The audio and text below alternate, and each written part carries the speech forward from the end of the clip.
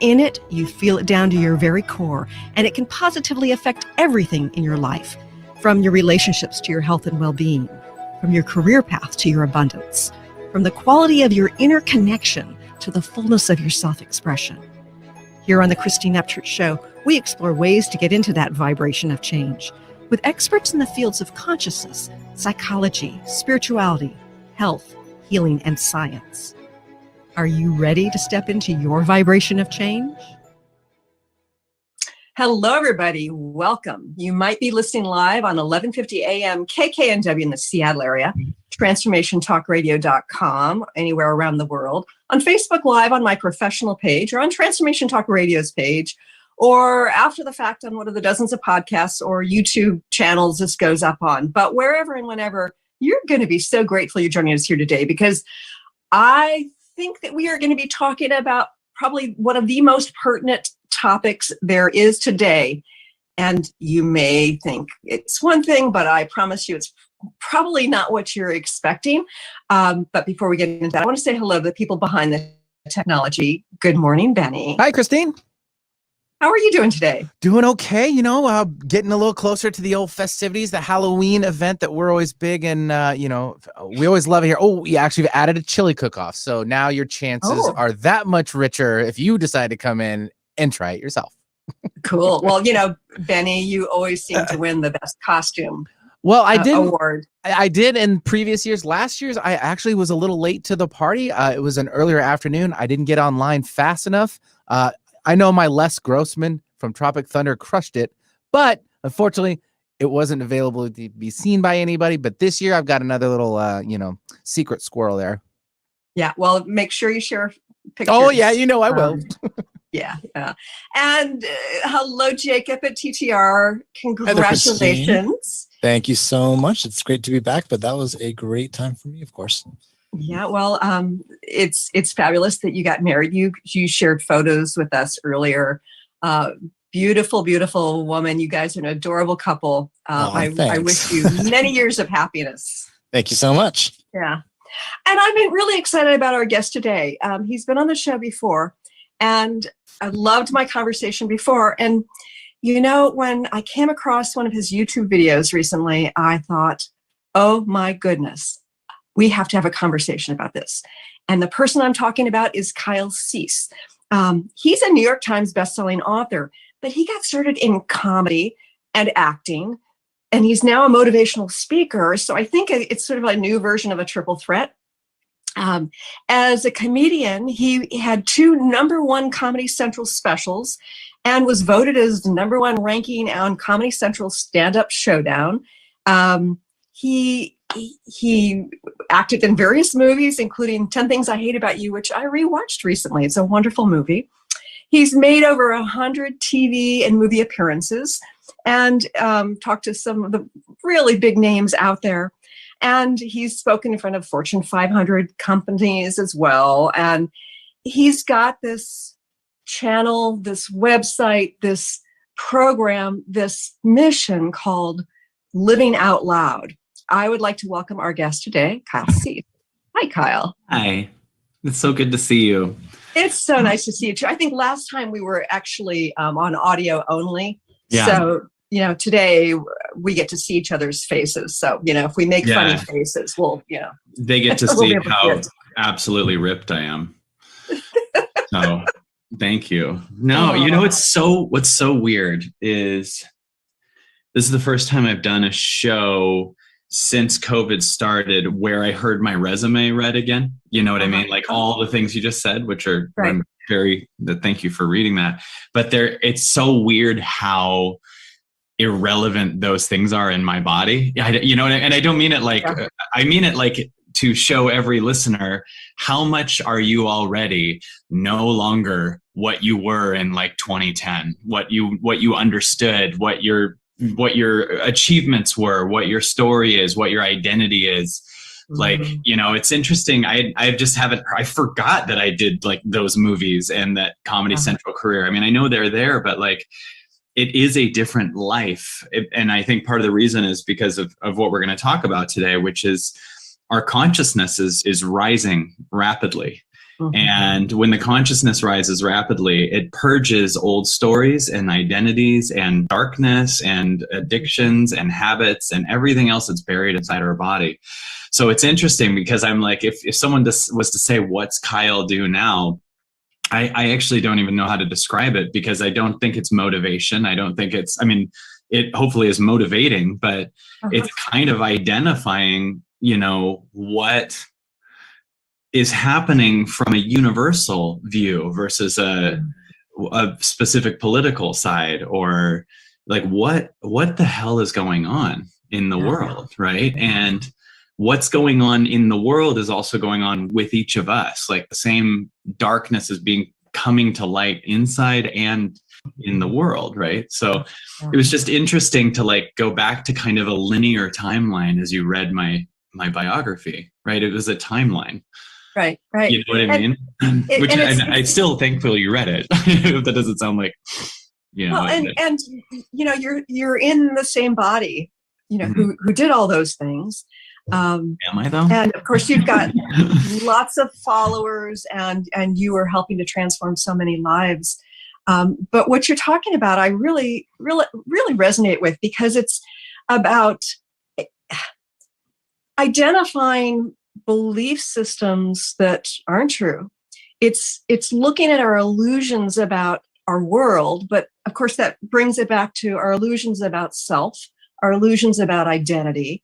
And as we begin to face the illusions and release some of those belief structures, it kind of puts us, I think of it as this difference between being on a motorboat with a GPS where you know exactly where you're going, and instead you're sort of on a raft getting tossed out on the ocean, and it's like, okay, I'm hanging on, let's see where this is going.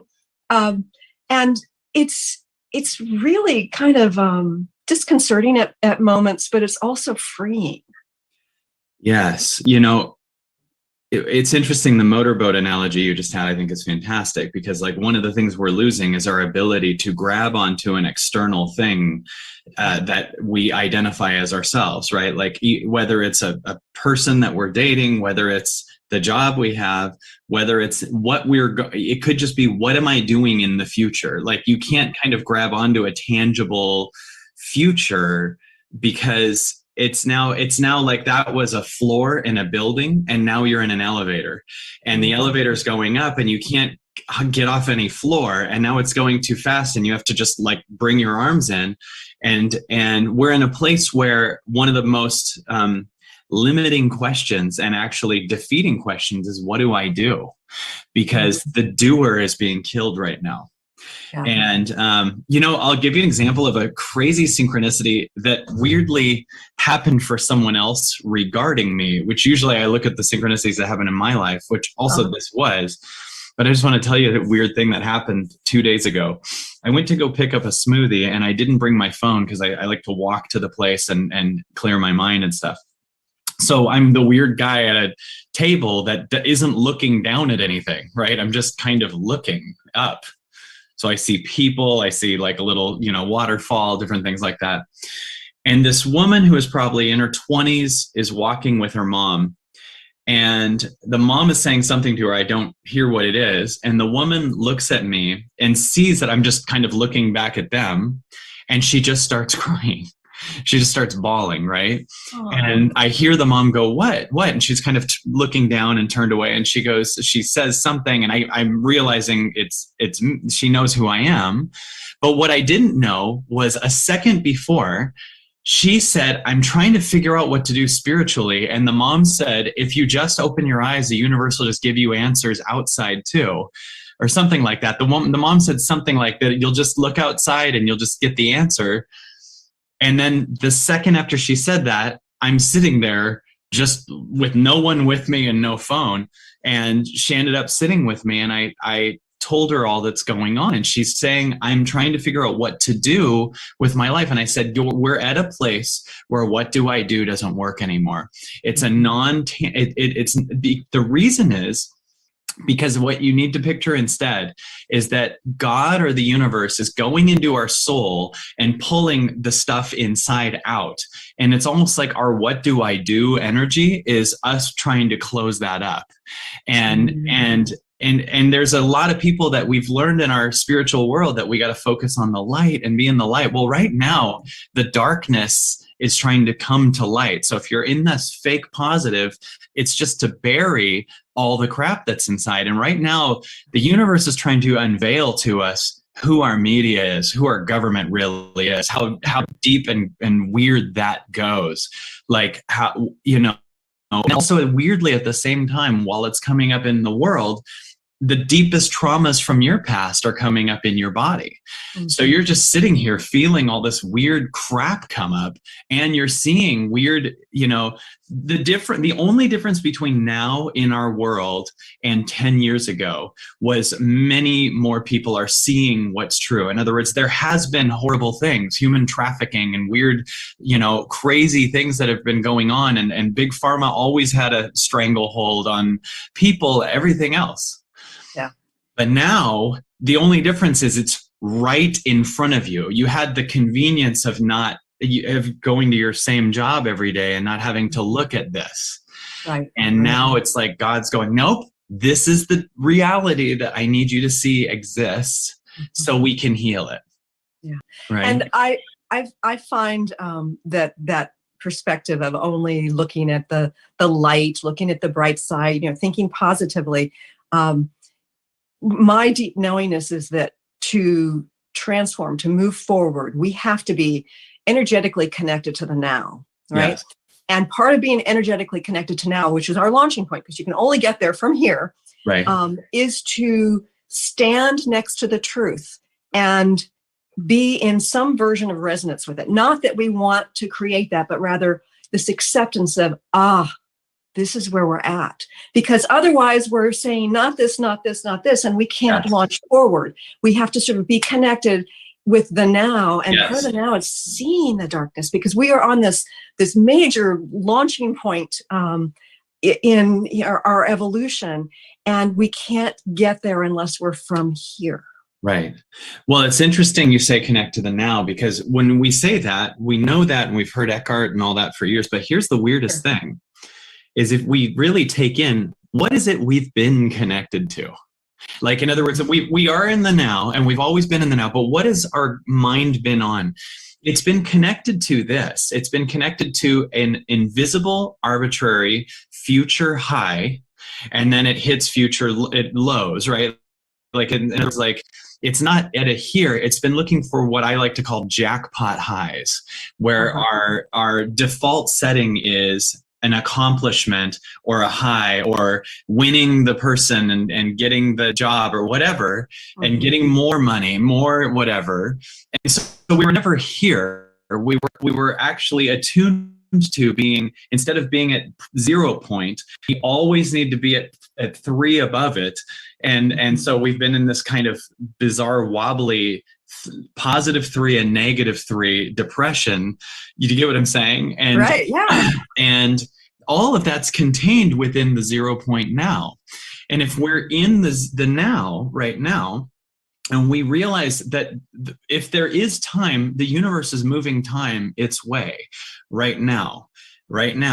And we want to harmonize with the time at its pace, not our constant movie of a faster future that's really the escape of this time. So there's incredible all-encompassing now that's right here that is going, if you want to be connected to this now and you want to really feel the connection to the now, we have to, first of all, kill off the part of you that's only about the high, and I have to bring to light the part of you that's been avoiding the low.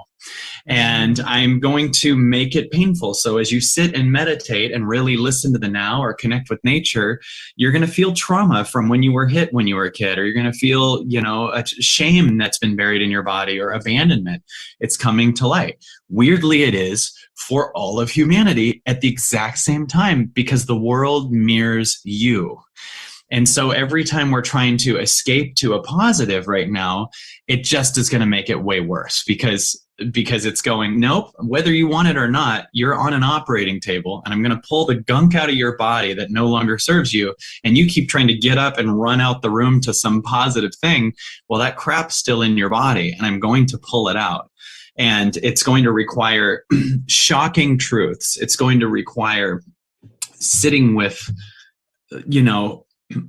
it's going to require some people, I think, going crazy at discovering how much this is the matrix and that none of this is what you thought. And it's crazy. Yeah. And I think that the thing that has either already been difficult for people who have been awakening during this time, or it's going to be incredibly difficult for those people once it sort of smacks them in the face, is that there is deep evil on this planet. And, as somebody who trained in healing, taught healing for many years, working in the light, it's the kind of thing where, I've seen entities come out of people before, I didn't believe in entities. There's darkness that's there, and I felt them come in, and it's like, well, even if it's not in my belief system, I'm seeing it. So therefore, maybe I need to change my belief system. And the same thing has happened with me relating to some of the stuff that's unfolded over the last year and a half, where I see, oh, this source that I used to trust is lying. They're lying a lot. Well, I knew they lied about this, but I would never have imagined they would have lied about that. It really is. It's not just about releasing the trauma, which is an essential part of, bringing more light into the body and bring more light onto the planet. But it's also deconstructing our belief systems, which I think is one of the things that makes us a little crazy. Yeah. Well, it's interesting you're saying this. And one of the things that will free us is just acknowledging these darknesses and these things that are that, wow, the media has been under, I knew they were corporate run, but I didn't realize it was like they're trying to kill me. like I didn't realize like all this stuff. Right. And now we're in this bizarre new world where it's to light to a lot of people that's the case. Right. And so the freedom is in knowing that. The freedom is in acknowledging that. The freedom, because you'll notice the people that are the loudest, most non-open, I'm not judging anyone. I'm just saying that they're the ones that are still trying to stay within the narrative that, there's nothing going on. And so it's almost like the matrix it's getting so obvious right now. Like it's just the amount of logical arguments that are against the main narrative that like they're now louder and more confrontational, because if that's the case, then that means everything I've ever believed is a lie and I don't know who the hell I am. And so you'll notice that the loudest, most violent, most collaborative energies are the ones that don't want to look at, that means what I think I am is dead because I don't know the world through any other lens. Yeah. Right. And that concept of that part being dead, it's like an ego death.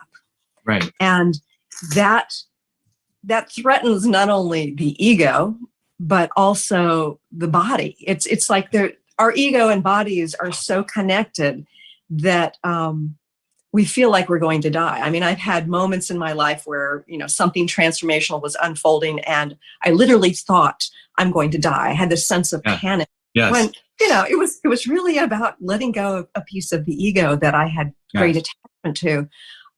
So it is very threatening. And, Kyle, my perspective is that, I think in terms of the individual, as we start out, the tribe is our family, and then eventually the tribe is our peers, and eventually, hopefully, if we are growing psychologically, we will individuate and no longer believe everything our parents said, no longer trust everything our peers say, and it feels to me like we're on a collective version of that. There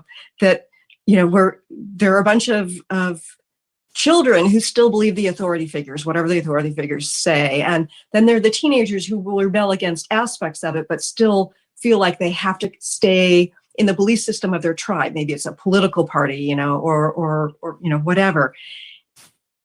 What's your sense of our trajectory here? I believe that where I think we're headed is it's almost like it's going to be like a nightmare. And at the same time, it's going to be a nightmare that's like a clearing. Like this is almost like an ayahuasca journey here, where I do believe that there's been some crazy dark agendas planned for a long time, but I believe what they didn't understand or plan on is our awareness is too high for their timelines to work fully. And so because of that, our frequency keeps changing on an exponential level. And you'll notice right now, if you try to plan, if I say to you right now, why don't we go to Hawaii in 6 months? You and I both know, we don't know if there'll be a Hawaii or a plane or anything. So we can't really make long-term plans. Well, the thing that's needed for heavy agendas to continue is a straight linear timeline that's goal based, right? And so what we have is this thing that wasn't fully planned on, I think, which is a great awakening. And you know, some of these things were planned 30 years ago, and they don't include an awakening. And the one thing that makes darkness lose is light, and awakening is light. And bringing what's going on to the surface just suddenly makes it a crazy numbers game. And you have not only as the light forms in people's awareness of what's going on, but it forms in even people that were carrying out agendas.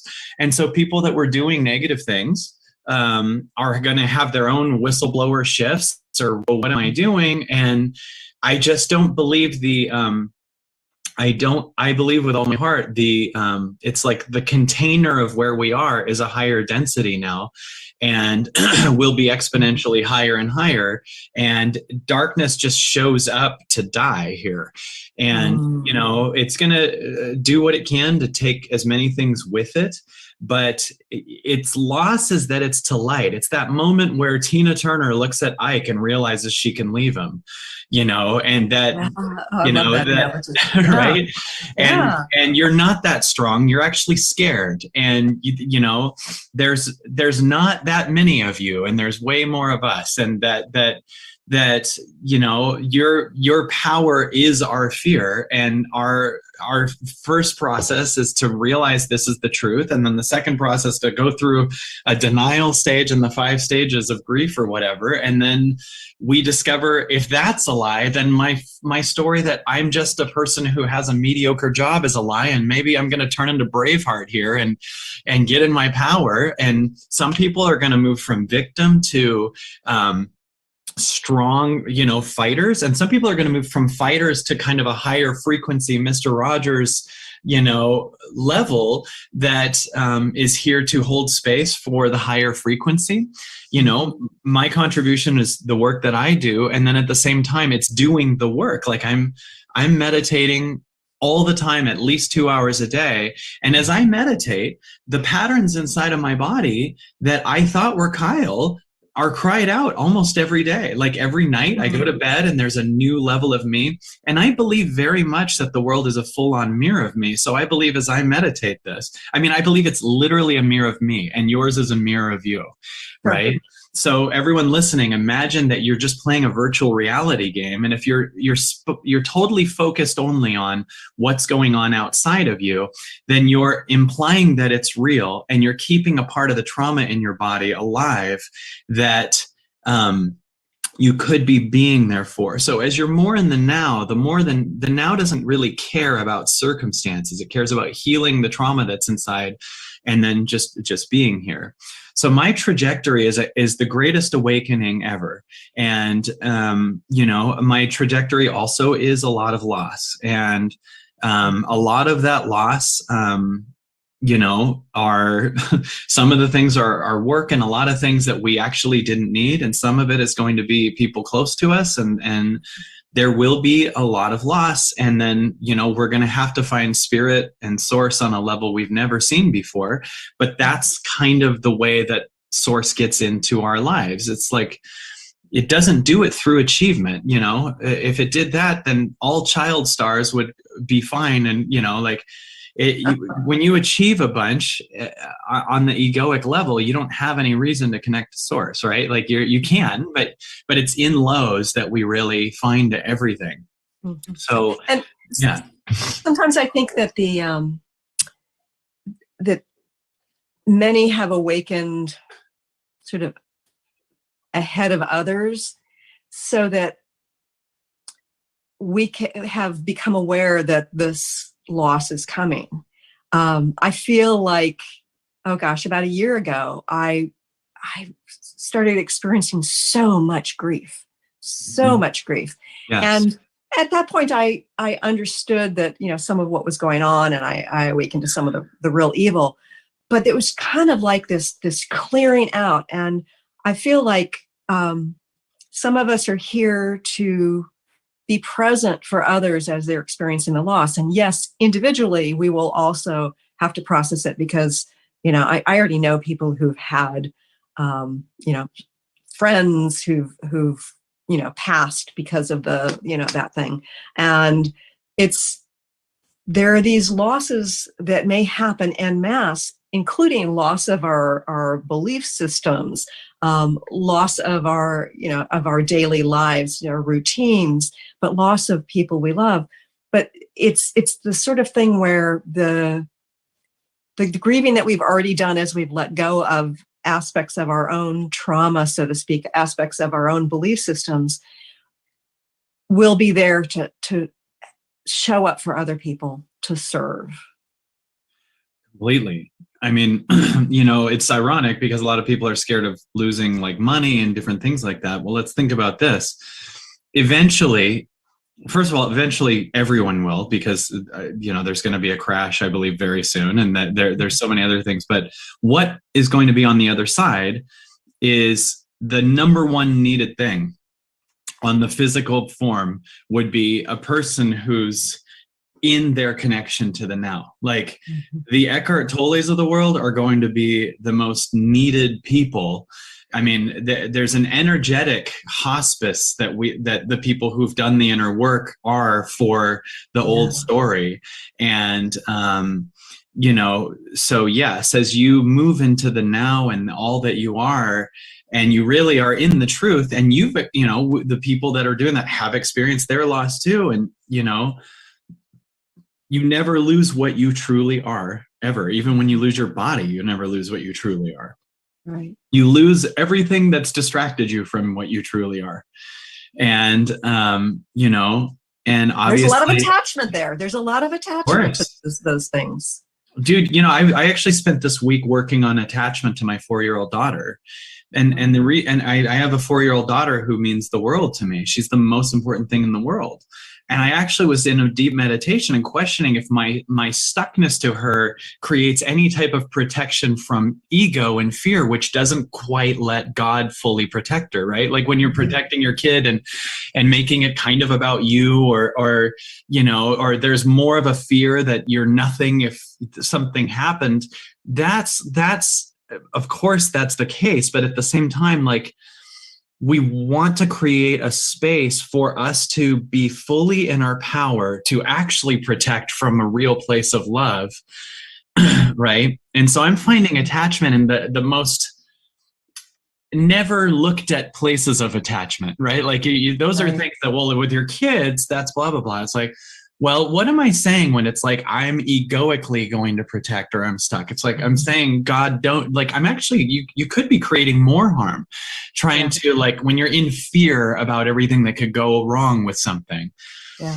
Right. So like we're here to look at the little attachments that are everywhere and find the truest us that's arising from that and still be in our magic for everyone else, but from a place of love, not fear. And the attachment to children, I mean, we're mammals, right? So we have great attachment. It's a part of the survival mechanism. And also there's a soul connection with these souls that we birth that we bring forth. And, I've got 2 adult sons, and, one of them has done that and didn't really want to hear from mom about these things, even though I've, from a research statistician, I've had input on hundreds of clinical trials done, so Yeah. it's like, I know how to read the scientific literature. I know like what's crap and what's good. And yet, nope, didn't. And it's like, okay, well, that's his sole choice. Who am I to say that he's on the wrong path? And I've also come to understand that the greater my attachment is to convincing either of my sons about any of this stuff, the more I'm interfering with their path, and the more likely I am, as you said before, to cause harm as opposed to cause good. Well, I think it's really big to really look at what is fear and what is love. Like when we're in a place of trying to show someone that literature, there's a level where we can do it from love, and then there's a level where we're doing it out of our own fear of what that would mean for us. And I can't imagine, for you what it would be like with your son, but it's amazing if you can have the courage to go, even though you were biologically tied together, even though he was born and you were handed oxytocin, and there's a bond there that's just so deep, to go, even that's attachment. Like maybe you're here to learn unconditional love and release, and say, because I know for me and you, I know for me at least, when it sounded like for you in that example, like I'm working through a feeling of unseen. Like, let me show you this, don't you want to see it? And then I'm like, they don't care, right? Like that's the feeling in my body that I'm here to look through. And like, maybe I'm here to even heal the part of me that feels like I'm supposed to be seen a certain way. Mm-hmm. And is this even about only me showing them this literature, or is it me also slightly triggered that I can't convince my mom that I'm enough when I do the late night show as a stand-up comic? Yeah. You get what I'm saying? Like, absolutely. And one of the things I had confusion about in terms of my role, it's like, I've played a role in the healing realm and have shifted over the last few years in a variety of ways. And it's like, okay, so how am I supposed to show up next? Because I know that I'm here for purpose, and there are various ways I can show up. And I thought, well, okay, so I work in the conscious field and I've worked in alternative healing, but I also have this background as a statistician. I've co-authored articles in peer-reviewed medical journals. Maybe I'm supposed to get the information out. And every time I've tried to do that, I've gotten pushback and disrespect. And it's like, okay, that's not my role. My role is to have that knowledge. So it sort of validates my knowingness about things, but I'm here to show up as people wake up to, I love how you put it, the energetic hospice of, letting their belief systems die and standing beside them. Yeah. And it was this realization, and the attachment with my kids, I've had to face that and, cleared that, I'm still clearing that, I'm sure, in a variety of ways. But it's like the love, the place of love doesn't matter what somebody's path is, because it's not up to us. Everybody's an individual soul. Well, and do you notice when we were looking at what's my role in this, I feel the attachment in that question, right? Like, I need to be something. If I do, like, can you hear the childhood pattern of like, because I have that too. That's why I'm saying it. If I don't know my role, I'm not enough. My parents will divorce. I'll be abandoned. Do you hear what I'm saying? Like, the what do I do aspect that implies there's a separate self that isn't source driven, that has to, what's my role in this, right? And if I don't know, I'll be shamed, or my mom will walk out again, or whatever it is, right? And it's interesting because over the last year, oh gosh, I was working on a book, and all of a sudden I became really compelled to do deep dives into what was going on. And it's like, I wanted to get my book out there, and yet it's like, it's not important anymore. I mean, I think it will still be birthed completely, but for my stage of evolution, it was like, I have to let go of any attachment to that because that's not where I'm at in this moment. I'm not compelled to bring that forward. It's a very, like, I need to get my book out. Yeah, to me too, is a very 2019 and earlier thinking.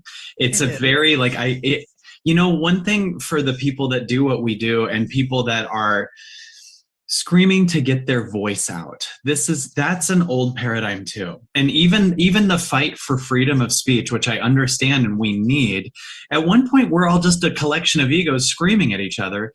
And we need to have now freedom to listen to a frequency that's past this, right? Like, that's the one thing nobody can take from you. There's no one that can take your ability to listen all the way to source and listen to other people and listen to your ego inside. We're screaming for freedom of speech. I think we're done talking. I think all of us need to shut up for a while. You know what I mean? And like, interesting. like that, even you with the most important information for people very close to you is realizing, I don't know that that's my role, because that's the upgrade. It's like, you and I are here. I mean, I'm still talking, but I'm receiving new content every day that is eliminating my old egoic need to say something, right? And I'm now upgrading my ability to hear even when I'm talking, right? And so it comes through channeling even more, but at the same time, like, I am here to hear so much more and get better at that, right? And because there's so much to hear right now, and whenever we're triggered, we're living in the ego's role of feeling unheard, so we're trying to be heard more than hear, right? Yeah, right. And the transcending of the ego is to hear more than be heard. Yeah. And I mean, I see with my own pattern growing up that I didn't feel seen and heard, and therefore I got into teaching hundreds, like it's just getting my voice out there so I can see that there was a part of it that was my soul carrot, but so much of it was being ego led.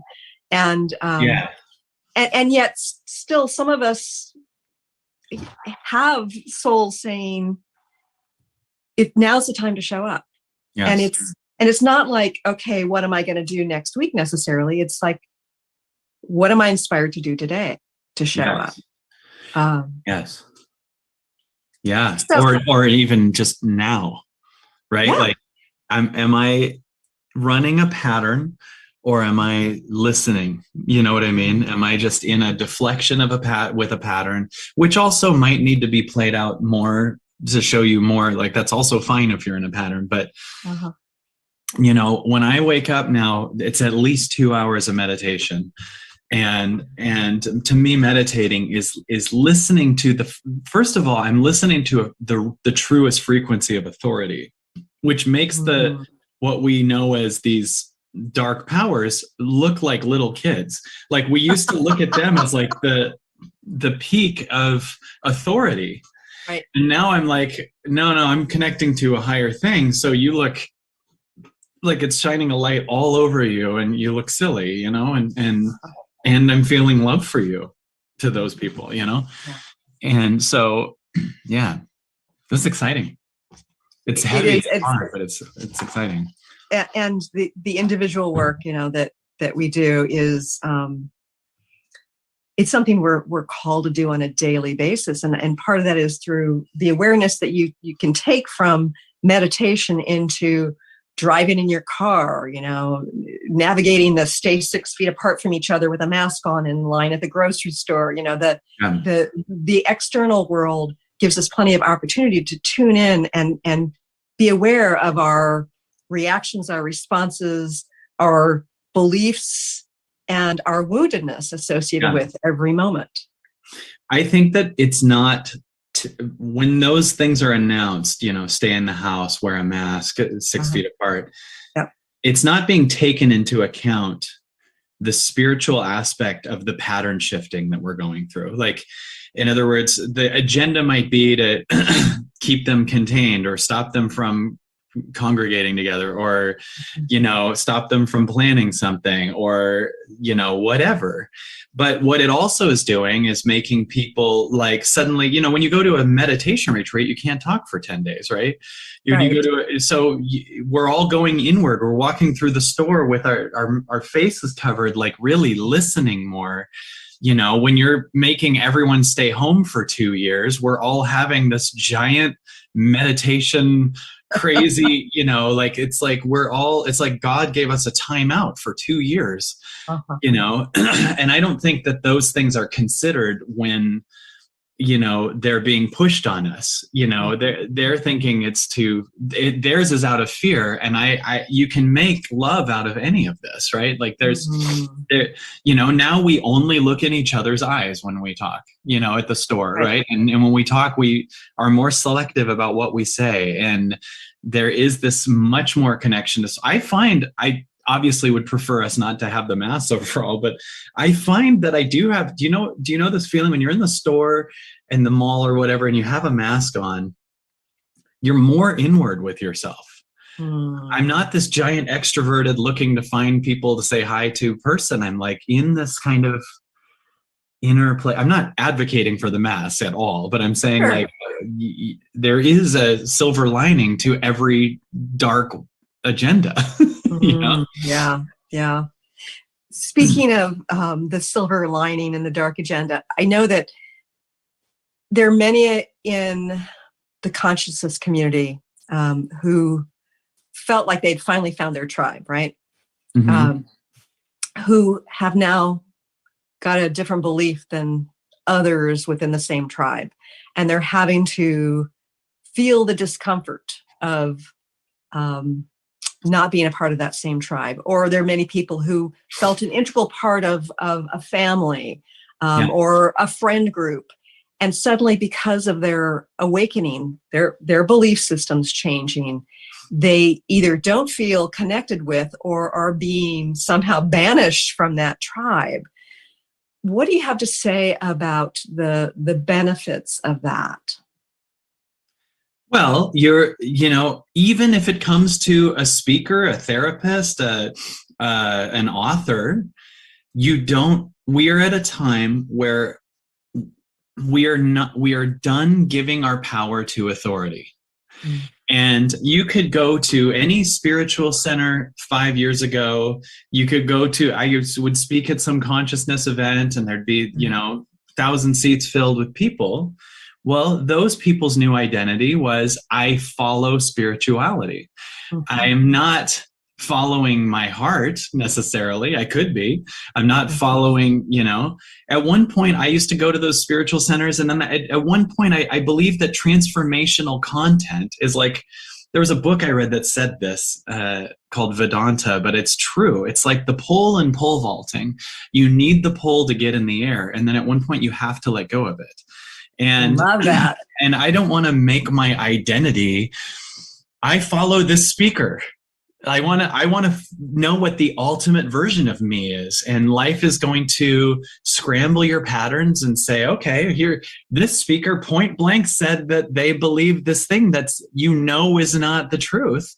So you can feel where they're at, and you can ask yourself, they were great for school, up till now, but we all know when we heard of the weird thing that happened to our third grade teacher at one point, or fourth grade, and then you go, well, they were great to get me through fourth grade. And then, now they're not even teaching at that school anymore. And I think you end up learning past some of if you're really following your heart, you end up having to let go of every external authority. And the authority part is hard in some ways, and yet I think what's even more difficult is letting go of the peers, the ones who we identified with on the journey with us, as opposed to the authority figure. It's almost like, it's sort of like feeling like you're on that raft again. You were on a motorboat there again for a while with this tribe you connected with, and suddenly you're on the raft and you're by yourself, or and you see some other people hanging onto their rafts, but it can be a very lonely experience. That's the thing. So what if you are learning from this, that the constant connection to the peers was actually your avoidance of feeling a trauma of loneliness, so you can heal that? In other words, what if all these things were unconscious attachments and addictions that stopped you from finding your true inner light? Like, sometimes it's the best thing that can happen to us to lose a group of people that we were connected to. When in the 20 years that I was a stand-up comic, I noticed the ones that became the greatest, most famous comedians were usually by themselves. Like they would come in, you'd see a kind of a collection of B-level comics that were really good. They would all be together. They'd be this kind of tribe of comedians. There's the alternative comedy scene, and you'd see the same 10, and they're always drinking with each other, whatever. But you'd see Louis C.K. come in, or you'd see Bill Burr come in, or you'd see Dane Cook come in, and they were usually alone at one table writing stuff. And then they would go do the most edgy, amazing thing, and then they'd leave. Carlin was like that. Like all these like comics that were the best, it was like they were at the cutting edge with themselves. And you hear that with the greatest of everything. I was literally just working out to a motivational video and hearing how Kobe Bryant would show up so much earlier than the other players and then leave so much later. And same with Michael Jordan. And it's that being tied to the peers that stops you from your soul's edge.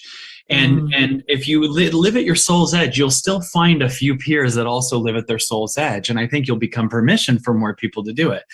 I have way less friends now than I did a few years ago.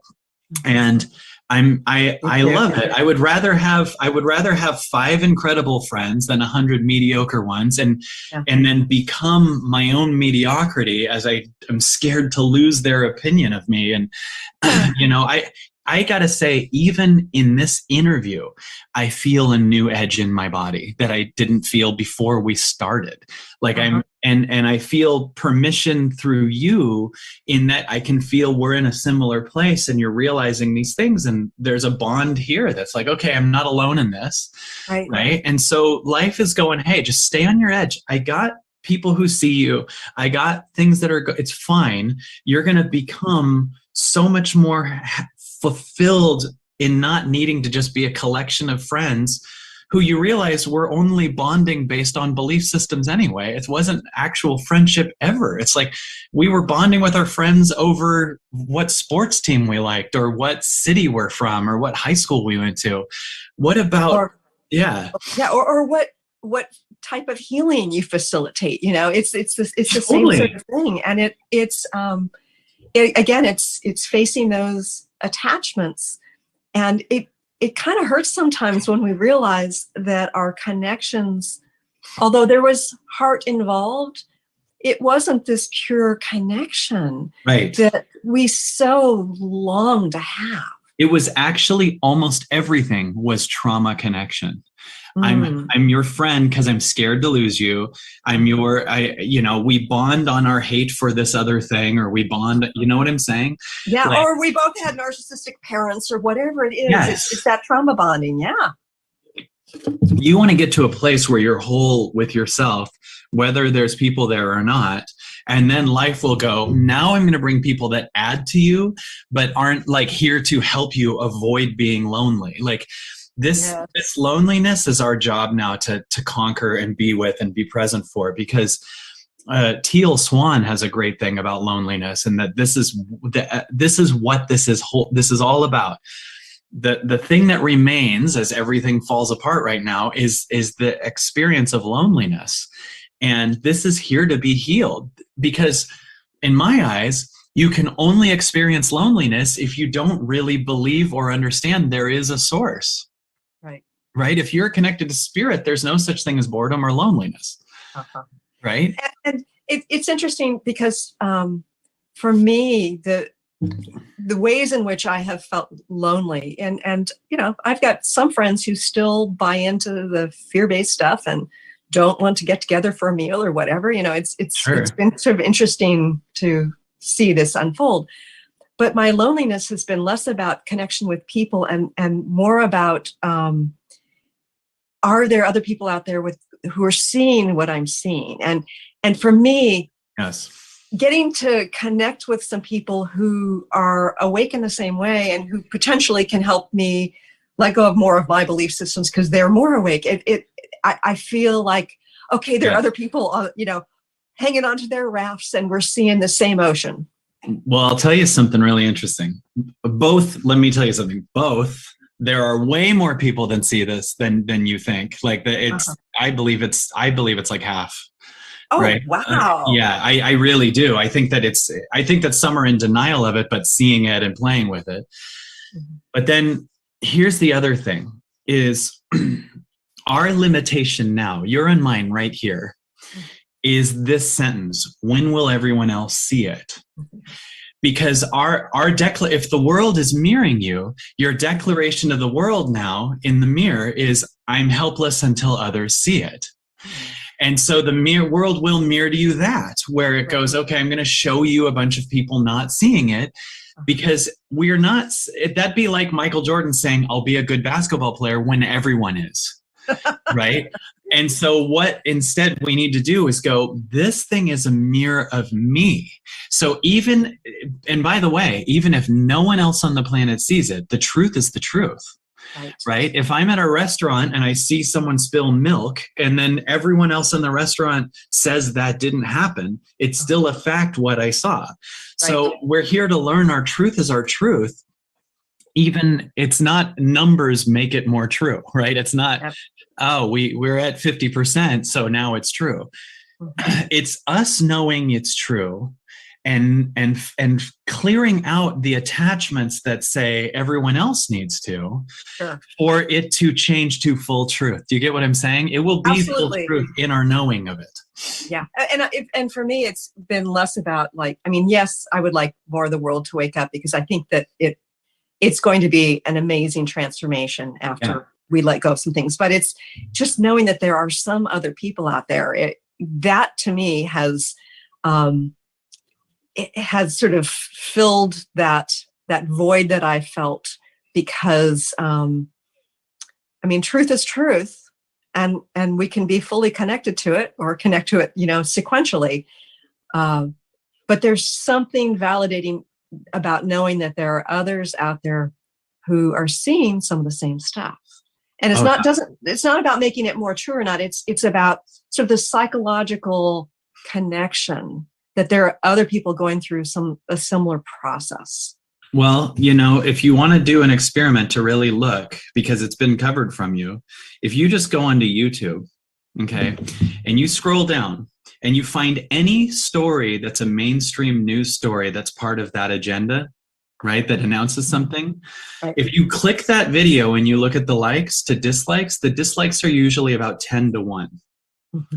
Yeah. Do you understand what I'm saying? Oh, yeah. And they actually will edit those. Well, they can't keep up with it, because every story, like if I right now found one of those narratives and set one of those mainstream narratives that said, whatever, they're ready for the kids to get them, whatever. It's like, I sent an image to my friend today. It was, 474 likes to 4.4 thousand dislikes. And then the one, 239 likes to 1.8 thousand dislikes. So when you go down the comments, they're all our perspective. Right. So our remaining weakness is the belief that everyone needs to see that. Mm-hmm. That's our still saying, I'm not free until you can feel the trauma in the body that's like trying to create, that's the new outcome that the ego wants. And you got to trust that tipping point's on your inside and go, okay, I still have attachment to the world and still see myself as a small, separate being in a world. But what if this is the exact same as your dream? Okay, imagine you're dreaming something. Every person in your dream when you're asleep is created by you. Right? So you're in this dream waiting for everyone in the dream to get something. But the you in the dream is also not you, because the whole dream is inside of you, right? Yeah. Do you get what I'm saying? Right. So what we got to do is keep moving to our oneness, because I believe this whole thing is no different than you're dreaming this. And we're moving to a place of oneness that has no separation and is aware that the people who don't see it are trying to show you inside the things you don't see inside of you. And they represent that. And the ones that there's a part of us that's arguing really loudly, there's a part of us that's crying, that's a part of us, that's everything in the world right now. And we've run out of time. Kyle, what's your website so people can connect with you further? Yeah, evolvingoutloud.com or kylecease.com. If you go to YouTube and type in Kyle Cease, Kylecease, I put out about a video a week. But our best thing is we have a membership site where I do a Wednesday night call and I answer questions. We have different people that speak and do breath work. On Sunday, I do a exploring oneness talk that I think's my favorite thing I do there. And then I have all these great past events live, and it's $29 a month, which is nothing, and you're going to shift out so much stuff, So there's that, and you can just see, or you can go to YouTube and see all my stuff for free. And it's fabulous content. And Kyle, thank you for your presence, your showing up for yourself, which has this ripple effect for your reality, my reality, our reality. And I thank you for joining me here today. I'm honored to be with you, and it's good to see you. And obviously the people that do that work find each other, and here